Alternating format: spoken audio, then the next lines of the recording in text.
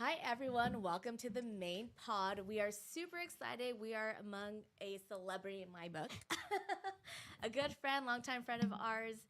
We have Adrian Hernandez here joining us at the Mainpod. That is awesome. Yay! I appreciate that. That's cool. Also, my amazing co-host. We have Julian here on the ones and twos. I like to Peace. say Yep, we're here. We're doing it. we're Let's doing go. this live. So I'm super excited. I know you are. You have a lot of questions yourself, but Adrian, Yeah. friend, family from a long time. Long I feel. time.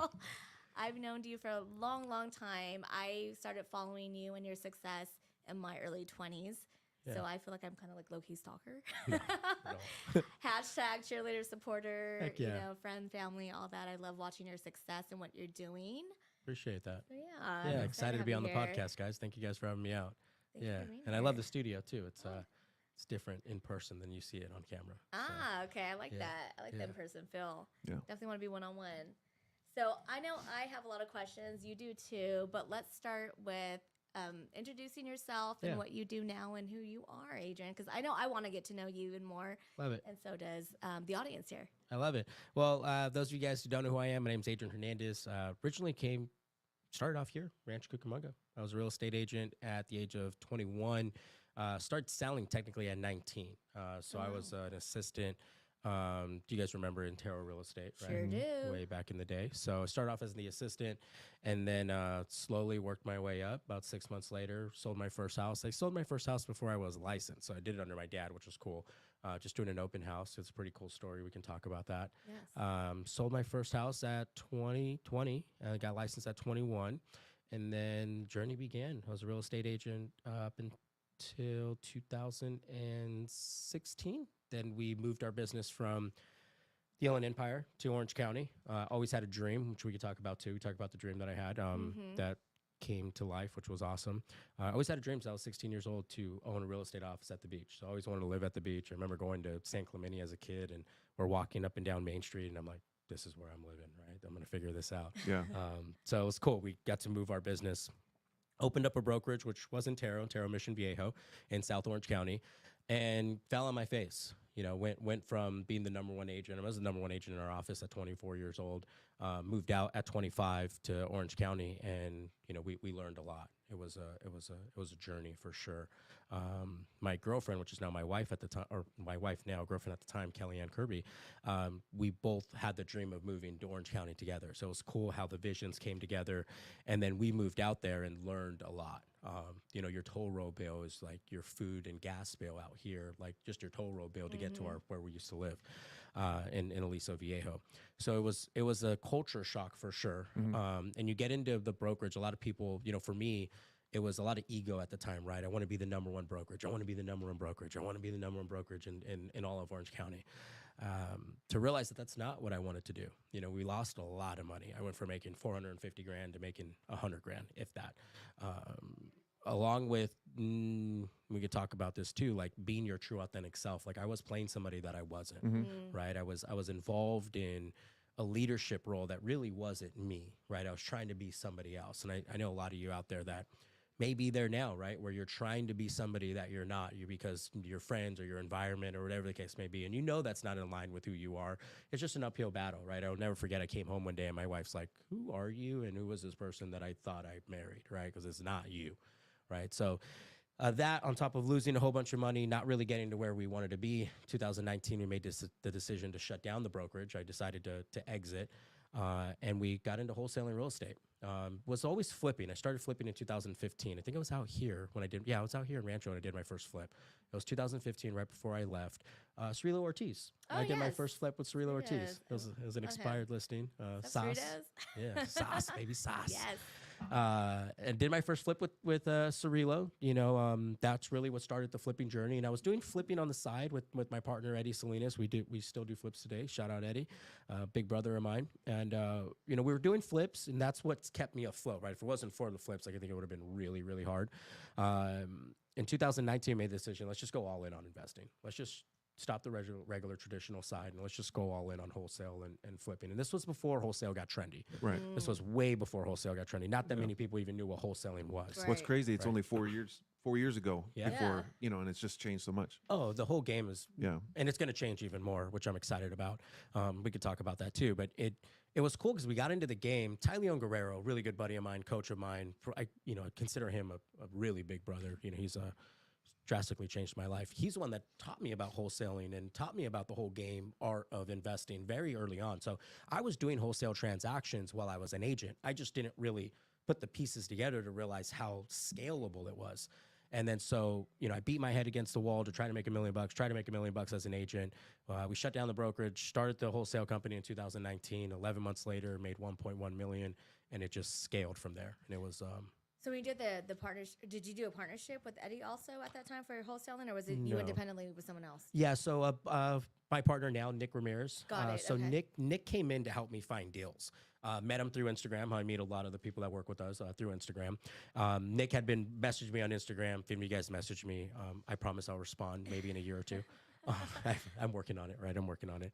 Damn, I feel lucky then.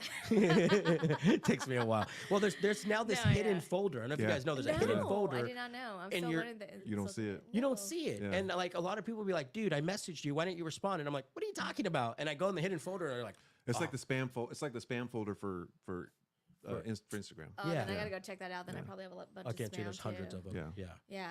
So anyways, think- he finally emails me. He comes in. He's just finding us deals. He was just finding Eddie and I flip deals for a long period of time. He was finding us flip deals. And then finally, when I was leaving, I got a group of guys together. I'm like, hey, dude, this is what I'm doing. I'm out. And he's like, dude, I'm in. Like, whatever I do, I'm in. So him and I were the ones that really partnered up. He's a partner in the company that we own now. And it was a blessing in disguise because he, he's a hard worker. He was going to college, coming to the office, cold calling, and now he runs all the acquisitions and disposition trainings for us and does all the inside sales, and I do all the back end stuff. That's cool. But definitely couldn't do it without Nick. He's he's a Wholesale's a beacon. whole different beast for sure. Because I learned wholesaling when I started doing with home investors. Oh, that's right. Yes. So Yeah. when we had that franchise, I think Eddie already had it at that time, Right. and then Stephen and I had theirs. And then I got into it with my ex at the time. So then we started. That's how I learned wholesale. I was already doing flips prior to, but the Right. wholesale was totally different for me. Totally different. Yeah. I like wholesale more than flipping. Right? It's a For lot sure. quicker. Mm-hmm. So It's quicker. You it's know. quicker. yeah, You don't sales deal with all the cycle. headaches. Yeah. But Tech yes. question, real quick. How do I fix that? Oh, What's going on? I know. See What the are we- lines What lines are we talking about? Oh, on the side? and the recording and all that stuff? That's new? Because we're recording for the first time. Oh, that it's you got to bring the aperture down a little bit. I think it's the aperture. One of them down on the camera. The lines? Yeah, it's from the camera. Yeah. It's all right. Just let it run. It's all good. It's all good. All right. Yeah. We'll figure Yeah. it out. We like the lines. Only the That's all people that Post production. the people that don't matter will care about it. Yeah. Yeah. I'm It's all all, good. red looks good on you. We matches. I was like, where is it? I mean, I you don't know, really, I was like, what are you you don't really talking notice about? it. It's What just because of the line? light with the camera, but it's all good. Yeah. But going back, I want to kind of backtrack into when you were doing real estate and you decided to let me just branch off and do something else, talking about being authentic. Right. Did you feel like that position of leadership came from the pressure of people starting to following you and kind of seeing what you're doing in the movement? Like, because I know you're big. I've been following you, and I know you're big also. You're very transparent into helping others. Like, follow me. I know I saw like one a while ago where you were telling this kid, like, just bug me and I'll hire you type of stuff. Like, For sure. I was like, that's pretty dope, you know? Yeah. And I always say this, and I share this on all our podcasts, like, you learn through sharing. You Right. learn through other people's experience. Copy them, Right. you know? Yeah. Like, and you're one of those cats out there who I admire that you are, even though you said the leadership wasn't that for you, but Right. I almost feel like you are that authentically. Right.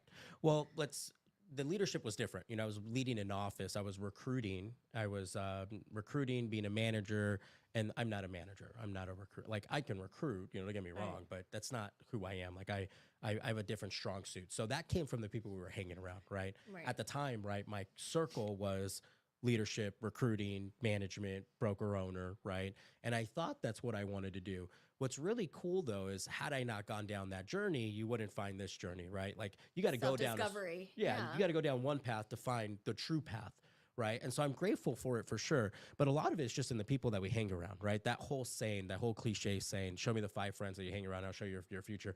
It's the most realest, quote out there, right? Because it's the people that you hang around that determine where you go. And it was the people that I was hanging around. They're like, dude, we need to do this. Mind you, my intention was to go to Orange County to be a real estate agent. I had no desire to open a real estate office. It was when they found out, hey, you're moving. Why don't we go extending tarot? Why don't we go open up this office? At the time, I'm like, I'm not doing that. Like, I don't want to do that, right? But you get sold on a vision, right? And I'm like, actually, this sounds kind of sexy. This sounds appealing. Screw it. Let's run it, right? Let's do it. And I was also involved in the Mike Ferry world. And shout out to Mike Ferry. I got nothing but love for that community. Like, they are awesome. They taught me all the ground stuff that I needed to know, that I actually probably wouldn't be here if it wasn't for that ground stuff, right? But don't be, for anybody listening, like, if you feel like you're going down that wrong road, you're on the right path, because you got to go down that wrong road to find the right road, as we just mentioned, right? So I'm grateful that I went through it. Not only that, I also was in an area that I knew nobody, right? I'm not from Orange County. I'm from Fontana, California, right? All I'm from new territory. Yeah, I'm from here, right? Yeah. I go into Orange County and not just Orange County, I go into South County, where my last name is Hernandez. And, the percentage of Mexicans in South County is like 8% compared to 40, 50 something percent in Fontana, right? If not more, probably like 60% in Fontana. So I went into an area where A, I was outnumbered ethically. B, I knew nobody, right? And C, I had no, like, I had a $4 million deal in escrow. They were buying a $2 million house. I was banking on those properties to close before we moved, and they fall out of escrow literally the week that we're moving. So we move with whatever savings we had. Then I put all the savings I had into the brokerage. So the third aspect I had is I had no money. So it was great because I also went and built a brokerage out of nothing. I would cold call real estate agents every single day. Hey, this is Adrian. Have you heard about our advanced sales coaching program? Love to meet with you. Love to take you to lunch. And I was meeting all these people that now I still talk to. They send us deals, right? I'm very grateful for the stuff that I learned building that brokerage. And in 3 years, we became the number 5 brokerage in the city. And that only happened because I was willing to just put my foot down, learn the stuff I didn't know, get very uncomfortable. And with that uncomfortability brought a lot of growth. I mean, the broker / manager that runs our brokerage now, Susan, shout out to Susan. I met Susan at that brokerage. We recruited her from the brokerage. Her husband, Lance, had the lending shop right across. He was like, hey, dude, my wife's thinking about changing brokerages. Can she come over? We created that relationship. I would have met Nick. I would have met all the awesome people that we have today. So even though you may feel like it's not authentic, you may feel like it's not who you are, there's a blessing that comes from it, right? Tony Robbins talks about this. Life doesn't happen to you. Life happens for you, right? And it was for all of that led us to where we are. So I'm grateful for it. Even though it was not the ideal path, right? I mean, what's God saying, right? Show me your path and, watch me change it, right? And he changes it real quick. So I was excited for it. We wouldn't be where we are today if it wasn't for it. Yeah. I think you touched on a point, like you're going down the path and it might not feel authentic or right even. You're having questions and you're doubting. And what comes to my mind, because you said you have to go down that path to get to the path that you're supposed to go to. Most definitely. And a lot of people will, I was watching Brad Lee. Oh yeah. And Elliot that guy Elliot, whatever, the sales guy, he came on, he's like trying to drop a bomb. And so he drops this thing and he says, basically he was saying, if you're a dreamer, Elliot was saying, whatever you think is what will become. So that's what you'll do. It'll direct you. Right. And then Brad was like, well, there's a ton of dreamers. There's people always dreaming about the future and literally not doing anything. So if you don't move down that path, then you can't be directed where God's going to show you the path. You have to be in motion. You have to be taking action, which is exactly what you did when you went down there. You just, pardon the French, balls to the walls, just started going for it and made it happen. And then that gave you to the path that you needed. And you got to have the faith to know that it's going to work out, right? Yeah. Like it's going to work out. You're going to be okay. And there are plenty of conversations that Kelly and I had where we're like, should we move back? Like, should we just call this a day? Right. But we also made a very, very clear commitment to each other once we moved that we weren't going back. It's the vision and the commitment you had, like you said. Most definitely. Well, not only that, there were so many people. I can't count the number of people that were like, yeah, you'll be back. Haters. Right. Like, it's always the haters. We'll see it. Like even friends that were like, yeah, you guys are going on a journey. You'll be back. Right. And friends that we love. Right. And it's just like, It's all good. We just, because we were hearing the outside noise, we were like, yeah, no, we're not ever coming back. Yeah, thank you for the motivation, because we're gonna make this, we're gonna make it work. Yeah. Right. And so even to this day, they're like, hey, you know, great job. Like, we thought you guys were coming back. And I go, I know, you were in our ears when it got really tough. We would hear those voices and we would look at each other and like, remember, we said we weren't. Because if we go back, we just proved them right. Right. So we're not. And, you know, it's a huge blessing. Yeah. So, but that goes to even show like your authentic self, your personality, right? You don't quit, you don't give up, you don't let that outside noise disturb. Even Right. you and Kelly, you guys came together For sure. and made and executed. I keep saying my word of the year is execute. Thanks to Jocko. Yeah. That is my word of the year. And you guys execute that vision, knowing, you know what, let's be uncomfortable. We know the position we're in, but we're gonna figure this shit out and we're gonna make it work no matter what. And that goes to volumes to speak of where you're at now. For sure. You know, and then someone like me with a vision and dream, and like I said, I'm trying to execute everything I can. That's what I look to someone like you as a mentor. Like, okay, you can do it. I'm gonna do it. Most Watch definitely. me, because we all have outside noise. Right. But the fact that you didn't let those stories create, you know, disturbance in your vision, Right. is even more real than anyone can ever speak of. Right. And not letting whatever's happening Like, we're all deter scared. you, deter you from that vision. Because, you know, from 2016, when did we move? 2016 to 2019, we lost $1 million. You know, so we lost $1 million. And what is that? 6, 7, 8, 9. In 3 years, we lost a total of $1 million. Right. I gave a contractor $250,000 in 4 different states to go, because I was flipping out of state, to go remodel these properties, and he vanished with $250,000. Holy smokes. Right. So, and that can be another reason, right? Like, for those of you listening, just because you have a financial hurdle, that doesn't mean you give up on your dream.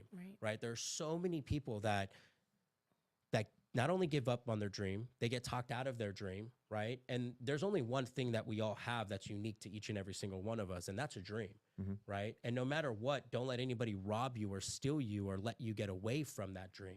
I could have let that contractor stop us from achieving the dream, but we have to push forward, right? We have to, no matter the circumstance, continue to bear down and do what you got to do. And even though it's hard, and even though you're going to work 14, 16, 20-hour days, you do what you do, and you just continue to stay true to the dream.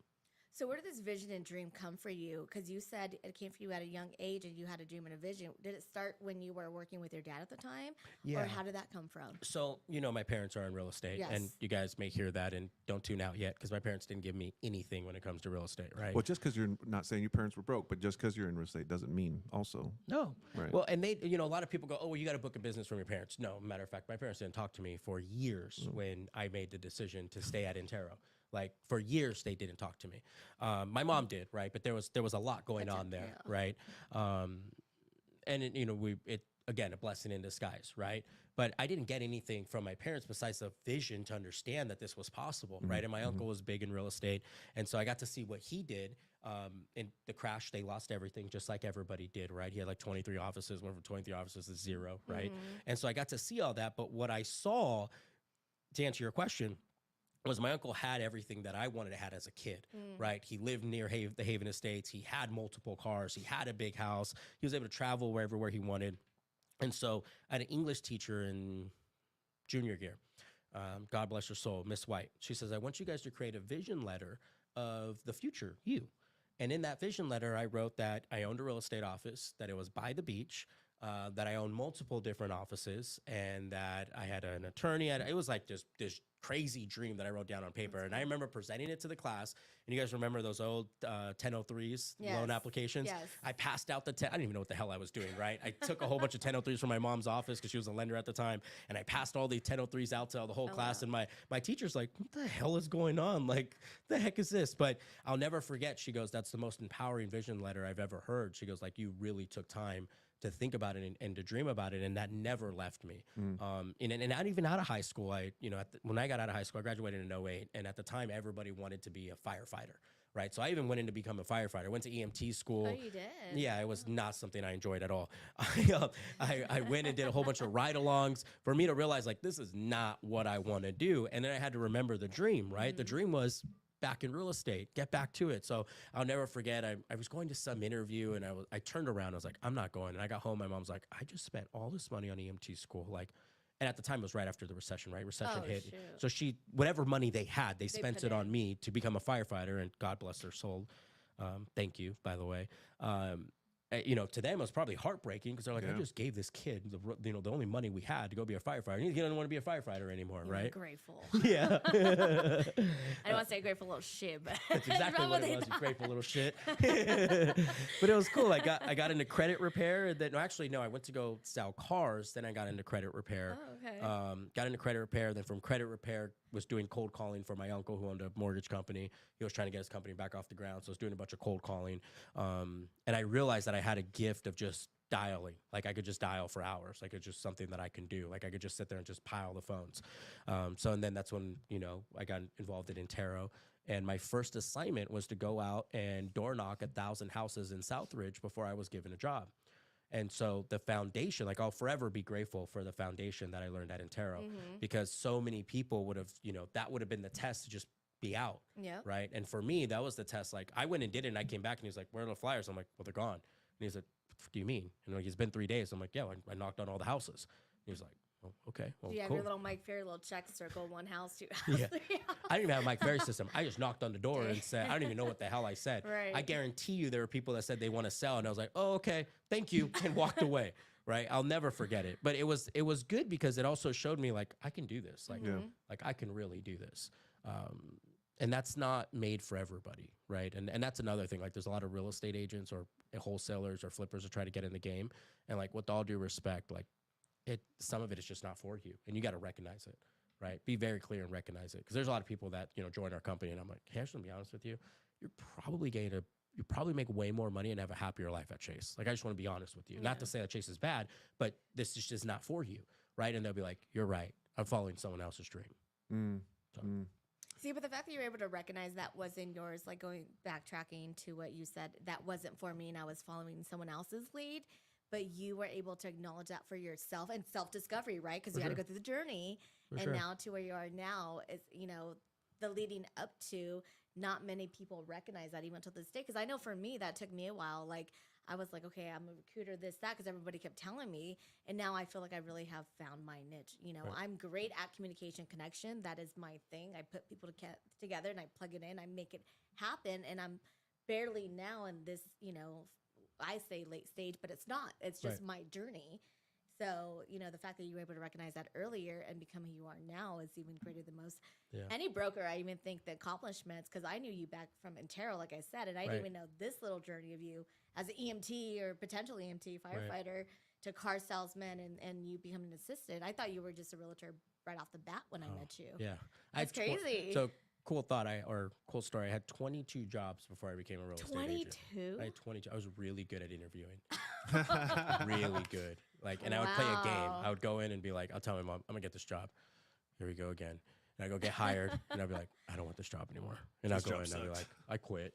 Right. I think it was only 2 jobs I got fired from. What was the longest job you had then? The what? What was the longest job you had before you did you even just went to interviews and then just left and that was it? I Never think showed GNC was the longest job I had. I worked at GNC. So in off Sierra and the 15, no, Summit and the, is it Sierra? No, Summit and the 15, that Falcon Ridge Shopping Center. You have Starbucks, GNC, 24-Hour Fitness. Yes. I worked at 7 places in that shopping center. Oh my God. So I worked at I got fired from Starbucks because I wasn't perky enough, right? At the time I was on my big, like, let's lift weights and out of high school, right? I remember, never forget, the manager drove through the drive-thru and she's like, Adrian, and she's like, we need to talk. And parked her car and came out. She's like, you're fired. You're not perky enough, right? So I went right next door and got a job at GNC. And then after GNC, went to 24-Hour Fitness, got a job, then worked next door from 24-Hour Fitness. And so I think it was like 6 or 7. You never hit the Chase right there? Never hit the Chase. No. I worked at Blanks when I was in high school. I was an intern for Bank of America and Chafee Credit Union. I worked for, my uncle had a rim shop. I worked there. I worked at Red Brick Pizza. I worked at some other pizza place in Fontana. I worked at, obviously, 2 car dealerships, credit repair. Where else did I work? So you stayed in North Fontana. Yeah. I worked You're everywhere. like, oh my God, off the 210. It was just, for me, it was something I enjoyed. And then I worked for a property manager. That's where I got fired from there because I was doing a side hustle on Craigslist. We were listing LED lights. My buddy got into this business, LED lights, that you put in your car. He was buying them from China at a fraction of the dollar. And then big back then. Yeah, they were massive back then. And then we would sell them on Craigslist for $20 a set, right? And we were paying $5 a set for them, not even $2 a set for them. Oh my God. So I got fired from being a property manager because I was using their computers to post Craigslist ads. So I was only fired from 2 jobs. Everywhere else, I decided to quit. But I was very good at interviewing. 22. That's crazy. 22 jobs, which was cool for me because it showed me also like what is listing appointments, Right. interviewing, Right. So when I got into real, I'm like, wait, hold on, I very good at doing that. Let's go. Like, we're in. So it fit, right? It fit. Again, it all happens for you, right? When you were selling real estate and speaking of listing appointments, did you bring stuff to the listing appointment, or were you the type of agent that just came in and talked? I brought very little. I never had like my listing packet was the comparables, the property profile, and the purchase contract. Yeah. It wasn't until I got into the high end in 2014 when I started listing $1 million houses that we had a Prestigio packet that I then bought because we didn't, we had like black and white printers, right? And we used regular paper. By then I got a really nice printer, got really nice paper, started putting it into binders, right? And then I would present this this Prestigio packet at the listing appointments, but I never went off of that. It was always what I learned from Mike Ferry, what I learned from Shaddy Bazzi. Shaddy Bazzi was my first coach, right? Shout out to Bazzi. Shaddy taught me the basics of NLP and the advanced lessons of NLP, and that really helped because for me, it was just all creating. It was a therapy session at my listing appointments, right? How do I get them to go from a no to a yes within 30 minutes? Yeah. And then I play the trick on how they're going to get it in 15 minutes. And then how can I get this in 10 minutes, right? What is the fastest I can get in and out of this appointment? Because the faster I can get out of this, the faster I go on to another appointment and make more money, right? And then knowing that, the faster I can get out, the more my average dollar per hour raised, right? Because the more listing appointments I go on, the more money I'm making per hour, right? Yep. Numbers game, yeah. So you mastered NLP, and that's how you got it. Pretty much NLP, yeah. NLP and the basics of Mike Ferry listing presentation. Even to this day, Mike Ferry, I still structure. to this day, I always tell people, don't try to recreate the wheel. Just go back to fundamentals. Start there, especially those of you who's starting into the industry now. Start at the basics. Yep. Don't try to I'm going to get $1 million listings in luxury. You got to know the fundamental first. Yeah. Learn how to have the conversations, build the relationships. And like you said, go on those appointments. If you can't master those, you ain't shit in sales. I'm sorry. Go take a $250,000 listing. And no offense to that. It's just you don't know. You can't close. Yep. There ain't no coffee for you at the end of the deal. Yeah. Coffee's for closers. Yes. Exactly. So that's pretty cool. And you got to be able to go to, like now I always say, when I'm training people, you want to be able to sell in the Hamptons and sell in the Bronx. You want to be able to sell in Compton and sell in Newport Beach, right? And with that you have to be very versatile, right? You got to know how to talk to the client. You got to know how to communicate with them, know how to pull out what works for them and not for you, right? And that's the biggest thing is you have to, what is best for the client? Right. And just like if I'm on stage presenting, I'm like, you guys are going to hear me tell a story, but the story is not about me. The story is about you. Right. How do we make this about you? Right. So how did that transition happen? Piggybacking from you moving from Fontana to over to Orange County. Oh, there we go. He already knows the drill. I know. It's on the other side right there. Yeah. Did it overheat? Yeah. Some heat? Back it up. There we go. So my question is, how did you handle that transition, I guess, for you, not just personal, but on a business side? You said going from Fontana, transitioning over to business now in Orange County. What was that like? Can you walk us through that journey? Yeah, well, I had already started selling $1 million houses here in Rancho. So my last name is Hernandez, but I don't speak any Spanish. So I had... Fontana and Rialto were hard for me, let's say the least, right? It was harder for me than it was for the normal person selling in there because I didn't know Spanish. So I was like, okay, in order for me to get to 40 listings, I got to go elsewhere. So I started going North Fontana, Hunters Ridge, Day Creek Estates, Haven Estates, and then that led me into Laverne and led me into Claremont. And then that's when it really started to take off. And that's where a lot of my practice began, was in the $1 million houses there. And I was banging expired. So I was all expired for sale by owners. Like that was my specialty. I took 40 expired listings in 1 year, just banging expireds, right? It was just all expireds. And with that too was the data too. Like one thing we can get into, I don't even know how long we've been here. We may go longer than expected. No, whenever. But we can get into data. Like I got into Vulcan 7 before anybody had Vulcan 7. That's what we use now, yeah. And now everybody uses it. Yeah. I was using it in 2014 when no one knew what it was. I found out who it was through a guy in the East Coast who was like, don't you dare tell us about anybody. Like, don't you dare say anything. I'm like, dude, I got it, right? Yeah. So I know Vulcan. I was calling expireds phone numbers that no one had, which was getting me to a listing appointments, getting me at bats, and then I would use what I knew to take those listings down. So it all started here. It all started in the $1 million range here. And then when I got out there, the biggest change for me was just knowing that these people are a little bit more, I hate to say this, but they're I don't know, they're a little bit more they're a little bit more arrogant. I would say that, confident, right? They're also much smarter compared to like, with all due respect, a $250,000 sales price to a $3 million sales price. You're talking about two different clienteles, right? You're talking about a CPA who has 4 or 5 degrees, versus someone who doesn't. So I also had to learn how to connect with those people and how to not be so salesy. So one of the first things, like Kevin Sturdivant, shout out to Kevin.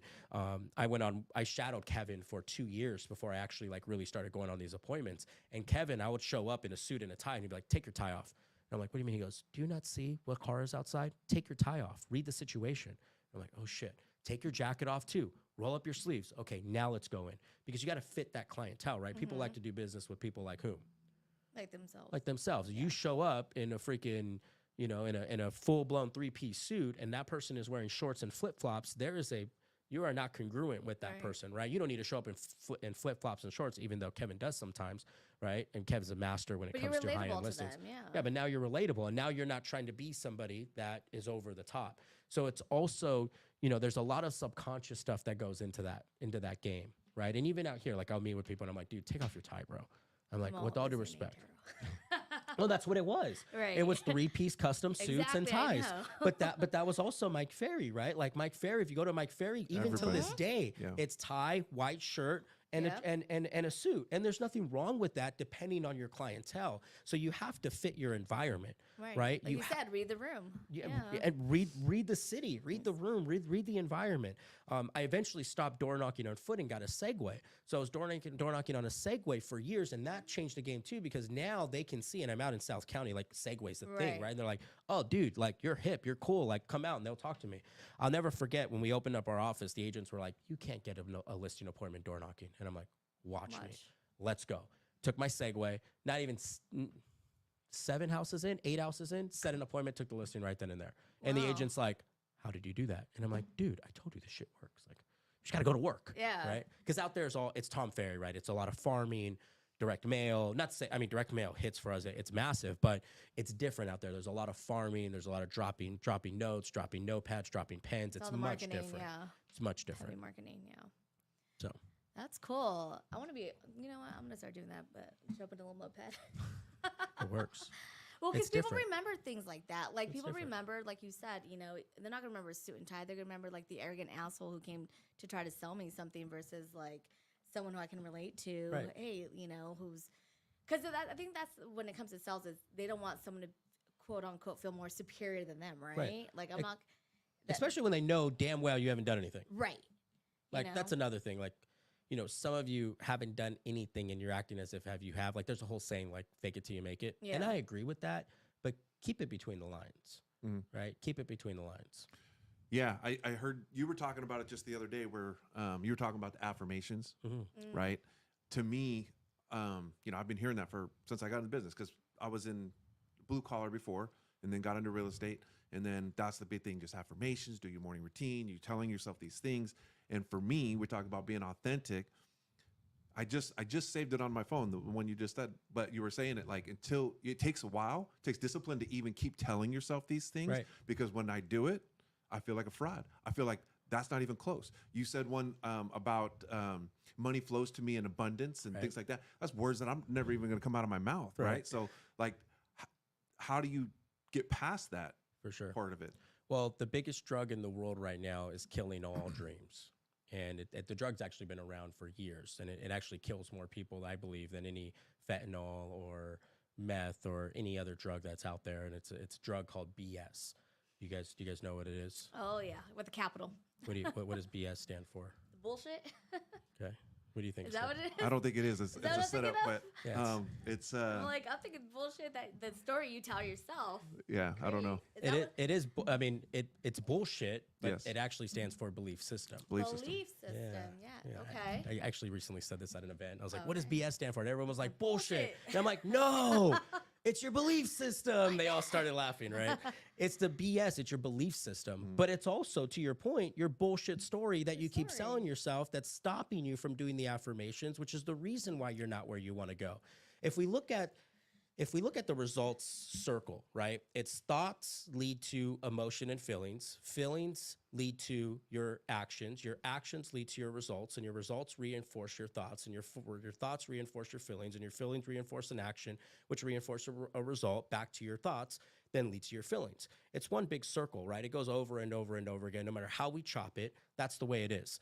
What's at the top? Your thoughts. Your thoughts. Your thoughts control how confident you are. So if I can't verbally say I'm a multi-million-dollar real estate investor, I'm never going to feel confident to even know that that's possible. So it starts with the thoughts. If the moment we can change our thoughts, we change the feelings. When we change the feelings, the more actions we take, the more inspired action we take, the higher action we take. But it starts at the thoughts. So a lot of people go, well, how do I do this? Do you change your thoughts?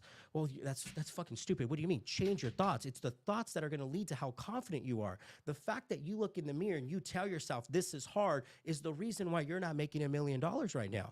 It's much more simpler, and we can understand that.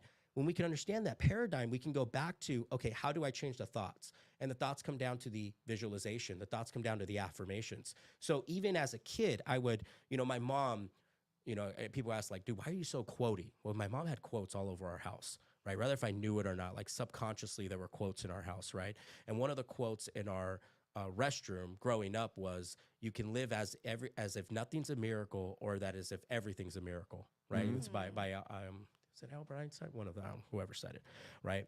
You can live as everything's a miracle or nothing's a miracle, right? And that just all comes back down to your thoughts, right? And so for me, I had to, I was not confident out of the gate, right? When I first started real estate, I was not very confident. I was actually very shy. Ty was like, dude, you're an introvert by nature. And I'm like, I don't think so, dude. I'm pretty crazy. And he's like, no, like when I first met you, you were an introvert, right?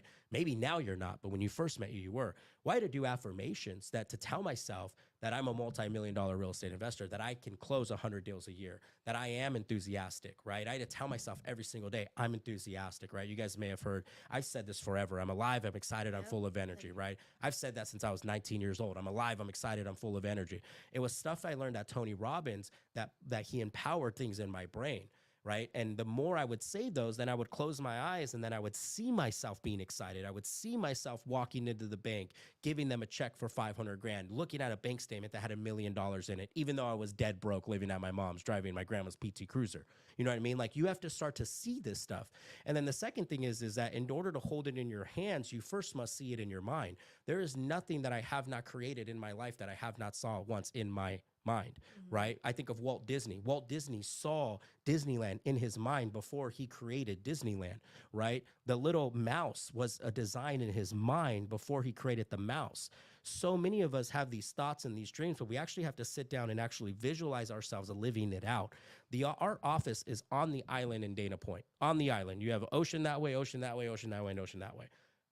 I visualized that since I was 24 years old. I've visualized that office. Right? Things don't happen to you accidentally, right? I don't believe there's things at accidents. I believe that you create your reality, but a lot of that reality is stemmed in your mind. So when you do the affirmations, you next has to back it up by visualization. And then the second part of that is you got to go take massive fucking action. Yeah. You got to get to work. The only reason why The Secret didn't work is because they didn't talk about action.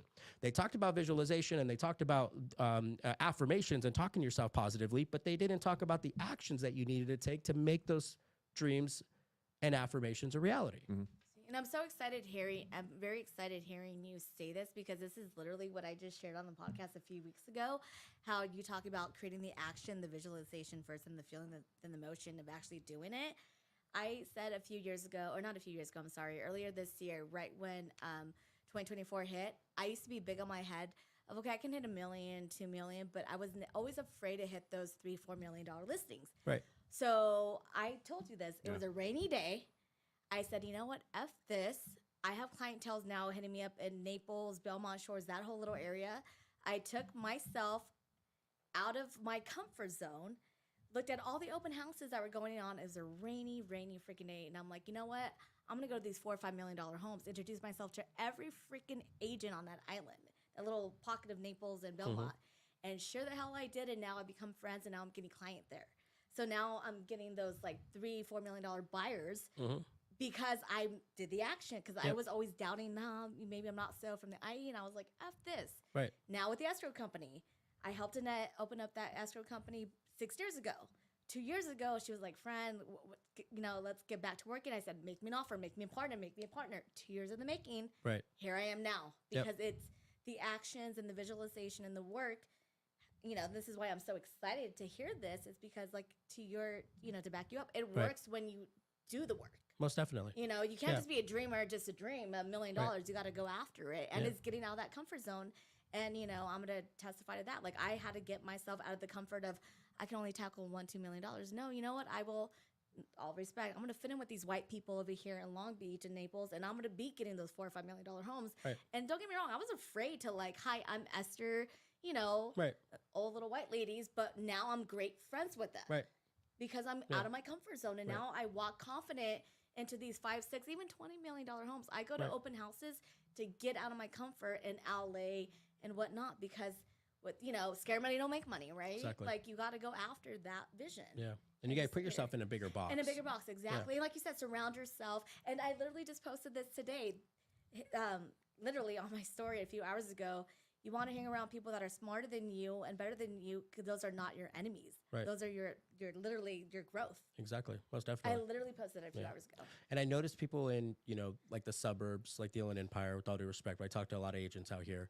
And they're like, dude, that's crazy, man. I'm like, bro, like you got to knock the belief system. Right. Like your BS story has got to change. Like just because you're from the IE does not mean you cannot go crush it in OC. Does not mean you can crush it in Beverly Hills, right? Does not mean you can go to Naples and crush it. Like the only thing that's stopping you is the fact that you think that it's not possible, right? If I love this saying, right? Those that say that they can and those that say that they can are 100% correct. Right, yeah. It's spot on. I know. I'm like, Brentwood, I'm coming after you guys next.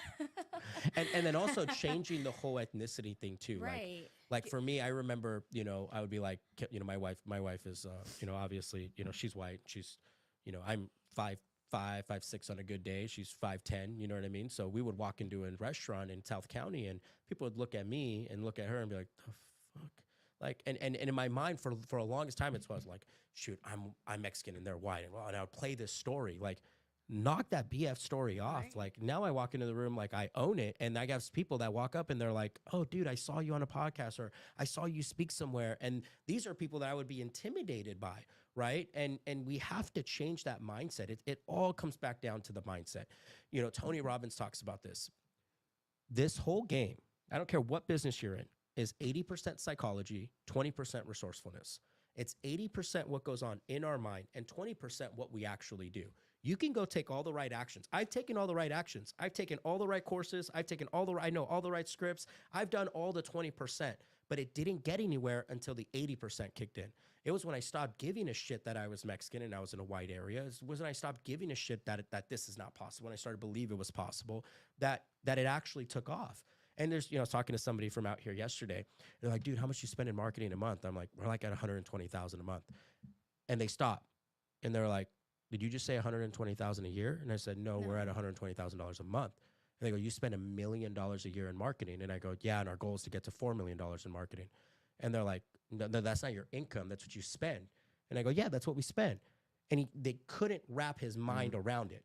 And I go, dude, the fact that you can't wrap your mind around it is the exact reason why you're not a millionaire yet. That thought that you like, what? I can't even fathom that. That has to change. Right. So for like Nick and I, we got very excited when we saw somebody spending $1 million a month in marketing. We have a friend that spends $1 million a month in marketing. You guys see their billboards everywhere. And our friend was the one that was like, you guys think too small. 100 grand? I spent that last week on marketing. And we had to train our mind to believe that we can spend 100 grand a month in marketing. Mm-hmm. Let's get to 100 grand a month in marketing. Let's get to $1 million a year in marketing. Because if we can spend $1 million a year in marketing, we're making $5 million on the back end minimum. Yeah. If we can get to $1 million a month in marketing, we're making $40 to $50 million a year, right? And that's how real businesses are ran. Yeah. Only in real estate do agents believe that you do not need to spend money to make money. Only in real estate do people not invest back into their business and expect to make $1 million. I'm sorry to break it to you. Agents, have the only way you're going to make $1 million have to. when you start spending a shit ton of money in marketing.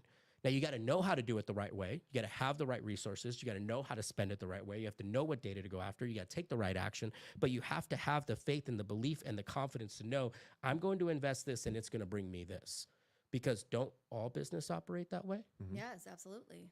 Like these So you would think, sheer right? headphones. You would think. Yeah. Yeah. These sheer Yeah. microphones, they spend millions of dollars a year in marketing. There's no reason why the company is worth tens of millions of dollars. They wouldn't do that if they didn't invest in their product. Right. Yeah. Just a half-ass backwards in the industry. Yeah. Yeah. Right. That's what, you know what, I again, it's like, it's all coming, everything you're telling me right now is just like affirming everything where I'm aligning right now too. And I say aligning because I feel the same way for you. And even for, I'm seeing this in some of my fellow, agents as well. They're investing back into their business, which is going to, later on pay them back, but you have to do the work. I used to think when I was doing home investors, like, oh shit, $5,000 a month was a lot. Exactly. Because again, I didn't have that, but guess what? I'm going to figure it out. Right. And I would get listings or appointments, I would say, because you had to go on those appointments and convert those. Right. But I would used to think like, shit, $5,000 a month was a lot for me.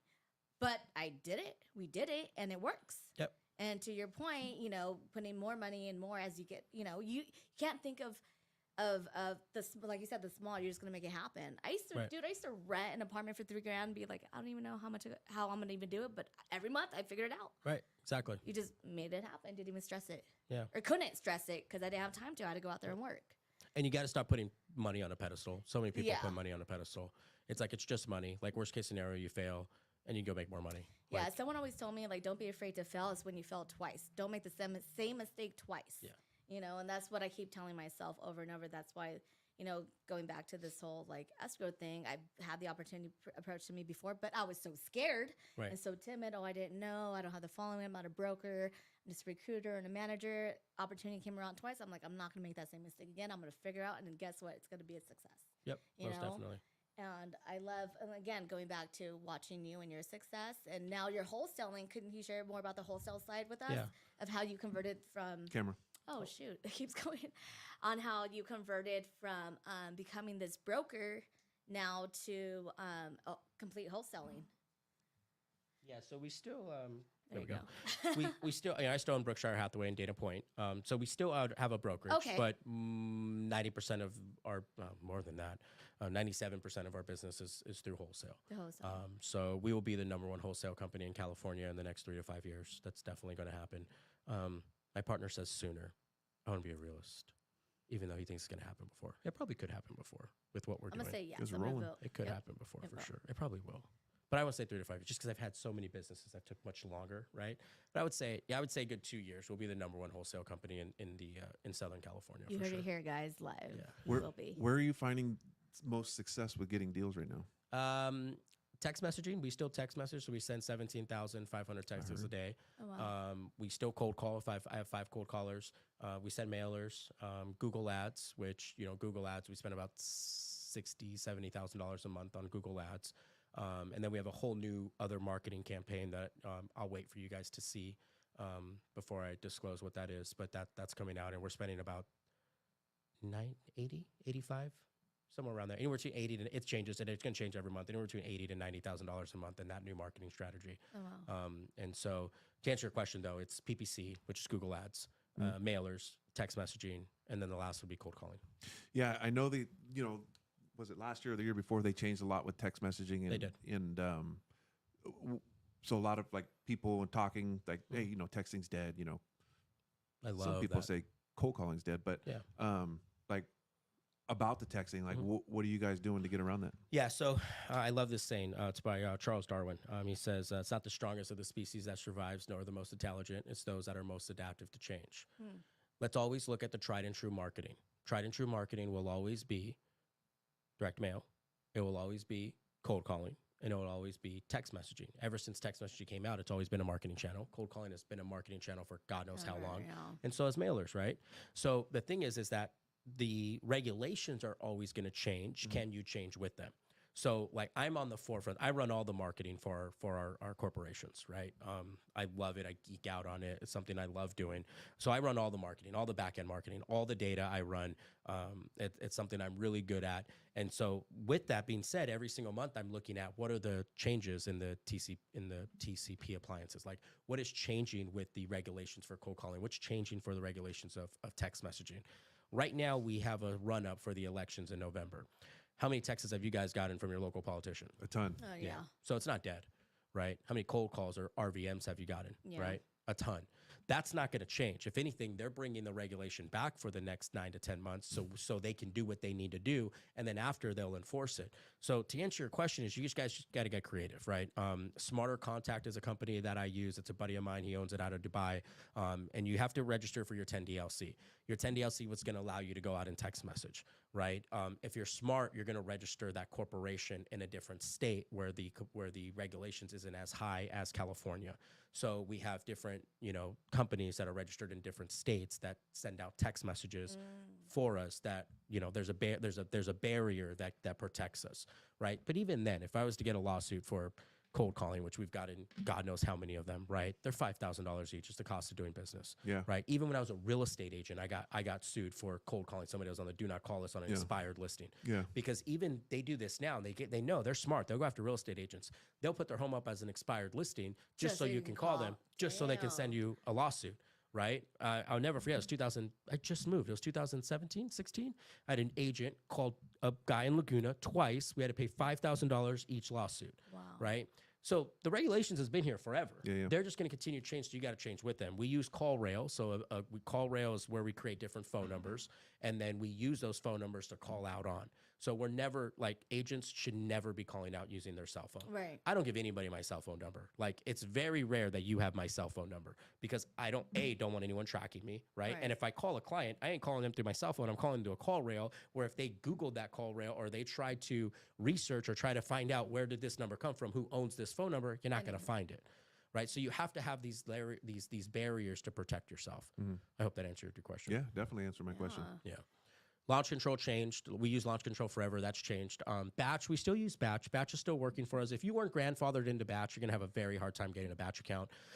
But those that want to try it, just go to batchleads.io/Adrian Hernandez. They'll give you, I think, 1,500 free seller leads. And then you can go through them. If you do happen to sign up, let your account rep know that you're with Adrian Hernandez's team, and they'll put you on the front lines to help you register your 10DLC through Telenex. So Telenex and Twilio, that's where you go to register your 10DLC. If you're only sending 1,000, 2,000 texts a day, you're fine, right? It's when you're sending 5,000, 10,000, 20,000 texts a day that you're going to have a problem. We were sending 30,000 texts at one point a day. And we had 7 different 10DLC numbers, right? But that's all we were doing was texting and cold calling. We don't necessarily need that anymore. As a matter of fact, we're trying to get away from the outbound marketing because I also teach it too. And so the more I teach it, the more competitors we get. And then the more competitors we get, so once we can go full inbound marketing where people are calling us, then I'll teach it much, much more. But for the longest time, that's all I taught because that's all we did. So you're also marketing outside state too? Is that where you're getting outside No, calls or only California? We're just California. Okay. Yeah. We went out of state 2 years ago. We went out of state, lost our ass. Is it easier? Yes. It's much easier. To cold call if I was to take 2 different states, let's say California and North Carolina, and I cold called in both states, I will outdo California 10 times over in North Carolina than I will in California because California regulations are just super tight, right? North Carolina is a little bit different. So if one of my buddies, he has he has 5 different states that he cold calls in. He has 60 cold callers, right? But most of his deals do come from those 4 other states, right? He gets a lot of deals in California, don't get me wrong, but most of them come from the 4 states because it's much easier to cold call in those areas. Easier to cold call in regards to the regulations, or is it even different converting the clientele? It's even different creating the clientele because in California you have 20 cold callers calling one person. North Carolina, you maybe got 4 or 5. Yeah. Right. It's much different. Not only that, I've noticed they're a little bit less savvier out of state than they are in California when it comes to some of the cold calling laws and text messaging laws. So it's a little bit easier. You're getting deals much faster. We did a crazy amount of deals when we went out of state. Our deals were $5,000, $7,000 a pop. our average in California is $55,000 a deal. So and we much rather take the swing in California. So we also learned. I was just talking to my partner. He's in New Jersey. I'm here. And so we're kind of trying to get off the ground with wholesaling there and here. And we were talking about, other states. And he's like, honestly, I'd rather just go for New Jersey and California because the paychecks are going to be bigger. Like, we might not do as many, but it's harder. There's bigger opportunity. But it's definitely harder. It's definitely harder. California, and you're seeing a lot of wholesalers get out of California because of how hard it is, right? Which is why we're doing it, right? I like the hard, right? I like to be able to market in the hard areas because it provides more growth. Yeah, so I've been seeing a lot of more wholesale for at least in my experience on my side is like in Ohio. That's like I'm seeing a big little hit pocket right now is Ohio, where a shitload of wholesalers are being targeted there. So I'm like, is there something specific that I'm missing that I'm not seeing, or is it just like how you said, it's just the easier. price point's a lot easier? The price point's easier. We were in Ohio in 2019. I can turn that off and on for you too. Just let me know. We were in Ohio in 2017 before everyone went to Ohio, and we did a good amount of deals in Ohio. It wasn't our cup of tea. Right. You know what I mean? It just wasn't. I like the high sales points. I like the big paychecks, and those are going to come from bigger quality products. Like it's very simple. You can't make $100,000 on a $20,000 product. It's impossible. How are you going to make $100,000 on a $20,000 product? Right? You're going to make a $20,000 product or $20,000 profit on a $100,000 product. Right? You want to make $100,000, you need to go to a $500,000 product. You need to go to $1 million product. That's the only way you're going to make $100,000. Right? If I was to sell cups at 5 cents, the likelihood of me making $1 million on one cup on 5 cents, it's impossible. The numbers don't equal up. Now, if I'm selling a computer at $1,000 or let's call it $5,000, the likelihood of me making $1,000 is much higher. So what is your product cost? Because that's going to equal how much money you're making per unit. So for us, it's like, why are we going to go? For us, it just made more sense. Everyone's different, right? Everyone's business model is different. We rather go to the high product where we can make a high dollar amount. And then we know the more we do it, the more units we're going to do. Yeah. So you guys are crushing the business on that end of things. Are you buying real estate and doing stuff like that, or? We are. I'm building 7 units here in Rancho. That's where I was just at before I came here. Awesome. So I'm building 7 units in Rancho. But right now, most of our money is going to building our business. Not to say that there's a right or wrong. Like, one thing I dislike is like the whole, you need to buy a bunch of real estate, right? Don't get me wrong. You are definitely correct. Like, you do need to go buy real estate, right? But I'm not going to. For our priorities right now are the business. Let's get the business to do $10 million. So we can get the business to do $10 million. I can focus now on me buying a bunch of units, and we're going to. It's just a matter of time, right? But right now, it's like most of our money is going back into marketing. It's going back into growing the business, growing the brand, and then we will get there. Yeah. So how big are you looking to expand your company right now? Is it on the real estate side too, or the wholesale in general? It's just wholesale. I mean, but wholesale will always feed real estate. Right, of course. Right, because we'll take 4 or 5 listings a month just on rollovers of people who didn't want cash offers that then list property. So I created the hybrid coaching program 2021. When did COVID hit? 20. So 20, I created the hybrid coaching program.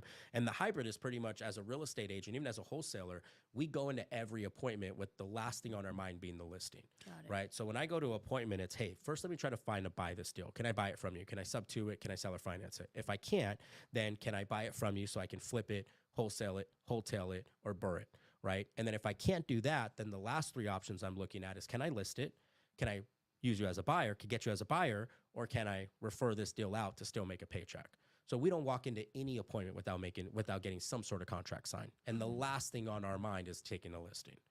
So my friend and I, in self-preservation, to keep going with what we already know, which is coming into an appointment as a listing agent, right? Or making a call as a listing agent. The fear or the thought of loss, right, is to now. So we're starting to call as the quote unquote buyer, and how we put them in those buckets, and struggling with, if that doesn't work, now I have to pivot into, well, we can help you sell it. What would you say is the best way to pivot into that conversation? Right. Because sellers are sometimes, they're very narrow minded. Once you say something, they put you in a box. Yeah. Now you have to get yourself out of the box, get into this box, right? And so don't put yourself in a box, put yourself in their box, So what I mean by that is figure out what they want and then make your presentation around that. So when I'm at a listing appointment, I'm asking questions that are revolved around them. So, I'm here. Hey, Esther, thank you for having me out, right? Let's figure out what's important to you, right? What are you trying to accomplish here, right? Oh, well, I need to sell my house. Okay, well, a lot of our appointments are over the phone. So I'm like, hey, tell me about the condition of your home. Before we even start, tell me about the condition of the home, right? The moment if they're telling me it's beat up, it needs work, I'm not even talking about a listing. Right. I'm going right into, hey, can I give you a cash offer? Right. If they tell me that's fully fixed up, they just put $100,000 into it, I ain't pitching a cash offer to them. Just they put $100,000 in it. It's not going to work. I'm going to insult them, right? So I'm going off of, the 4 pillars, right? We have price, motivation, timeline, and condition. Price, motivation, timeline, and condition. No particular order, right? But the first thing I'm asking for is the condition and the price. What are you looking for? What price are you hoping to get for this house? And what is the condition? Because the price is going to determine what avenue I go. Do I go we buy or do I go listing, right? If they're like, oh, I want $1 million for it and the ARV is $1 million, I can't talk about we buy. I got to talk them down $200,000, $300,000 for that to happen. But if they're like, oh, I'm open to 800 and I know it's worth $1 million, then I'm like, what? Is there anything wrong with the house? Right? Now, again, I'm using NLP. Is there anything wrong with the house? High swing, right? Anything wrong with the house? Well, yeah, I had tenants in there and they really messed it up. Oh, wow. Well, hey, I'm just curious. I mean, if I could provide you a solution where you didn't have to go through all this craziness of listing it, I could give you an offer. That's cash, no agent commissions, no closing costs, and most importantly, I can get you the money fairly quickly. Is that something you would be open to? I mean, I'm just curious. Well, yeah, tell me about that, right? And so I'm putting myself, what does the client need, not what does I need, right? Not what do I need, what does the client need? Most agents go into the situation of, what do I need? It's not about you, it's about them. Figure out what's best for them and then package a solution based on that. Right? If they tell me, oh yeah, well, we're selling the house is the house is okay, but we're just gonna put the money in the bank and we're gonna go travel the world. Oh, interesting. Hey, I'm just curious. Have you ever thought about being the bank? Well, what do you mean? Well, yeah, well, you're traveling the world. Would you be open to making, $3,000, $4,000 a month in positive cash flow? Well, what do you mean? Now I'm going to switch it to a seller finance or a sub 2 deal. They don't need the money. They're about to travel the world. They ain't going to do anything with it, right? Might as well keep your money here, avoid taxes, and let me pay you a payment on that. Yeah. So it's, what do they want? Yeah. Yeah. So talk about this hybrid class. We're going to wrap it up here soon because I know you have a lot of things to do as well. But I want to know about your hybrid. Where can people find you? Where can people sign up? How do people find this hybrid class? So right now, just DM me. Hold on, let me get my phone. Yes, because right I'm curious and I'm interested about it. I actually put it on pause for a long time. I was talking to Gabriel about it. He's like, "You gonna relaunch it?" I have agents asking. I'm like, "Dude, I don't know. I think you should. I don't know. I probably am. Why would you not? Yeah. Because of that focus on the business? No, we were just so focused on the business. Yeah. Like I had a podcast, I stopped the podcast. I stopped a lot of things just to focus on the business, right? There's a saying, you chase 2 rabbits, you catch none, right? So, for me, it was like, let's chase the business. Let's get this business to where it needs to be. So I am going to roll something out in the next month. It's more than likely going to be like a call every 2 weeks, right? Real to the point. This is what you need to do. I also, when I had the coaching program, I'm a very like action-based person, right? I'm a very results-oriented person. So when I saw a lot of people not taking the action, it was driving me crazy because I care about it so much. So I'm like, dude, I want you to win. Why aren't you taking action? Right? And I would go home and I'll tell my wife, and I was like, you're done doing this coaching thing because all it does is stress you out. More it stresses them out, right? Yeah. So I am working on something. I'm about halfway through it. But I'll put something together for entry-level people and for the advanced people too. There'll be 2 different programs, right? But it is definitely a pay-to-play, right? One of the first coaching programs I ever signed up for was a lot of money, right? I paid Tony Robbins $65,000 to learn a lot of the stuff that I learned today, right? To learn the marketing stuff, we paid Carlos Reyes and his team, what was it, $30,000. I haven't heard that name in a minute. Yeah, that's my boy. Carlos taught us a lot Carlos? about. Sup, dog? He taught us a lot about building the infrastructure. So we paid Carlos $30,000. I paid Pineda, God knows how much money, right? Shout out to Pineda. Crushing it. For those of you that are interested in going to WealthCon, reach out to me. I'm going to be speaking at WealthCon in July. Oh, awesome. So I'm finally going to be hitting the big stage at WealthCon. So if you guys want to come out, check me out. That's in Vegas, right? Super cool. It's in Vegas. It's Yeah, in Vegas. July 19th, 20th, and the 21st, I believe, at the Caesars. Oh. Yeah, so if you guys buy a ticket, let them know that I sent you. That'd be super cool. Do you have a link? I don't know. I don't think we're getting a link. Okay. I don't think we're getting a link. But just or reach out to me. I'll connect you with Brian Davila or one of the guys over there that you guys can buy a ticket from. Yeah. But Yeah. I'll put Adrian's info in the comments of this. So Yeah. Also, next Thursday, Adrian will also be speaking over in Corona Oh, that's right. at the at our workspace out at Legacy Workspace in Corona. So I'll put the link up. That way you guys can click, register through Eventbrite, and he will be speaking there at 11 a.m. Yeah. next Thursday. That's May 9th. Okay, guys. So we would definitely have that up for you guys. That's like a free coaching, by the way. That is, because I did a good one at Gabriel's. I'm pretty much just going to duplicate it, and it's like the entry level, like what I teach in the coaching. do not miss So out. Yeah, it's I'm excited. I'm for super free, excited about and that. you guys can all it's gonna be really good. Yeah, I'm really excited to go and one, I'm going to be there, but I'm really excited to hear you speaking. Like I said, I definitely want to be there for July, especially at Caesars. Nobu's there. So have a good Nobu. It's Vegas. It is Vegas, right? But where can we find you? Where can people go and follow you? I'm sorry. Yeah, you're and good. also, we definitely want your, once you start your coaching again in a month, you said, we definitely want to be the first ones to tackle that Cool. along with the WealthCon as well. Yeah. So if you guys are interested in coaching, reach out to me on Instagram. It's just Adrian Hernandez. I also have a lot of good YouTube stuff coming out. So follow me on YouTube. I believe it's Adrian.Hernandez. If not, just type in Adrian Hernandez Real Estate and it'll pop up. And then I'll keep you guys all updated on the coaching. I know that's going to come out soon. I'm just trying to figure out the pricing and what that looks like. I want to make sure it's valuable too.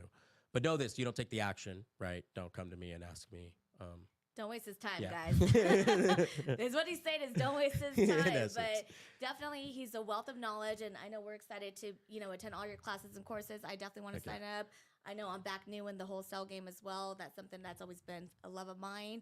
But thank you guys for joining the main pod. And don't forget, next Thursday, you will find Adrian 11 May 9th at the Corona Workspace. And we will put his link up. That way you can follow him and follow his YouTube and all his other channels that he has. Thank you, Julian. And again, once again, thank you, Adrian Hernandez, for being here with us. Let's go. Thank you Let's guys for tuning in. Yes.